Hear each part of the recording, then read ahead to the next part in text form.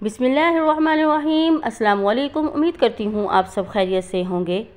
आज की वीडियो में मैं आपको बताने वाली हूँ बेहतरीन सेहत के लिए टूथब्रश कितने अरसे बाद तब्दील करना चाहिए।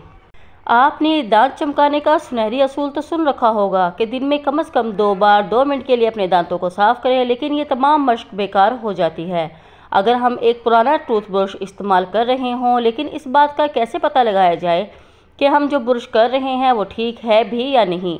इस बात का जवाब माहिरीन सेहत ने देते हुए कहा है कि अगर ब्रश के रेशों की सिमत सीधी होने के बजाय इधर उधर हो गई तो सही तरीके से सफाई नहीं करेंगे और नतीजे के तौर पर हमारे दांतों में जरासीम रहेंगे।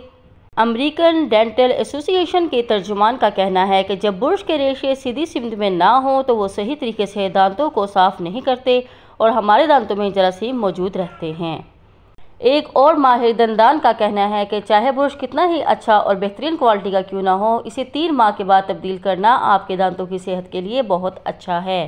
अगर आपको ये याद ना रहे कि आपने ब्रश कब इस्तेमाल करना शुरू किया तो इसका आसान हल ये है कि टूथब्रश के नीचे किसी मार्कर से ब्रश इस्तेमाल की तारीख लिख दी जाए और जैसे ही वो एक्सपायर हो आप फ़ौरन चेंज कर लें, क्योंकि आपकी सेहत के लिए बहुत अच्छा है। अगर आपके टीथ साफ़ होंगे तो आपकी सेहत भी अच्छी रहेगी। और अगर आपको वीडियो पसंद आई तो प्लीज़ चैनल को सब्सक्राइब करना मत भूला कीजिए, बेल आइकन को दबा दीजिए ताकि मज़ीद वीडियोज़ आपको मिलती रहें और वीडियो को लाइक कर दिया कीजिए। शुक्रिया। अल्लाह हाफिज़।